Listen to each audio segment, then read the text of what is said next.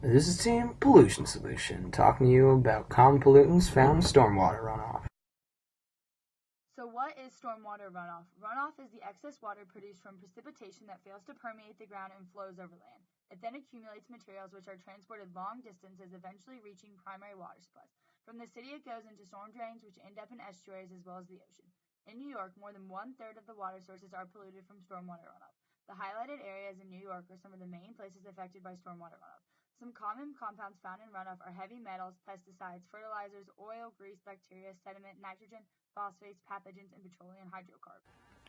The current rate of concrete construction poses a serious issue. Nate Jones commented that as more concrete construction is done, there is more pollution left in the water due to it not being absorbed. However, when water runs through the grass and soil, it is naturally filtered, which produces cleaner runoff. As you can see, a natural setting provides the most ideal mix of surface runoff, interflow, and base flow. After construction, however, there is more surface runoff than interflow and base flow combined.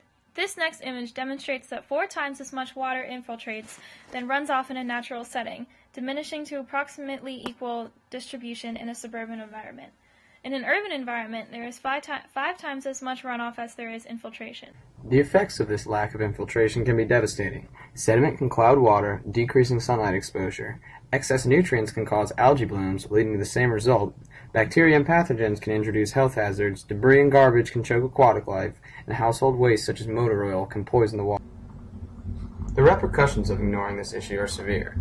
Dr. D.R.L. Scott says that citizens will see an increase in cost of water as more pollutants seep into water sources. Costs of sanitizing and efforts to cleanse the water will increase dramatically. The primary issue that we run into is just how to deal with runoff in such a large area.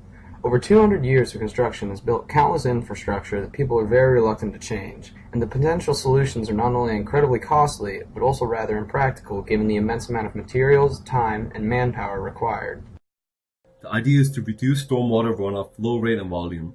The main problem with stormwater runoff is that it picks up harmful materials as the flow travels large distances. To prevent the stormwater from picking up large amounts of harmful waste, the solution forces the runoff to soak into the ground before coming into contact with the material. The design works as a 2-part plan, on-structure runoffs and off-structure runoffs. Major cities are heavily saturated with buildings, focusing on open pavement and large buildings to help maximize the efficiency to reduce runoff flow rate and improve the purity content of the water flowing back to the main supply. The flow-through planners allow planners to help remove large amounts of runoff flow from buildings. Each individual irrigation system will pour into the planters and pass through a series of filtration before entering underground pipes into the destined location. The previous pavement targets wide open places such as roads and parking lots. By replacing these pavement with pervious materials, it allows the runoff to soak directly into the ground. There will be at least 12 inches of gravel underneath to speed up the permeation and prevent water from rising back to the pavement. The clean water will then return to the soil and run its natural course to its destination.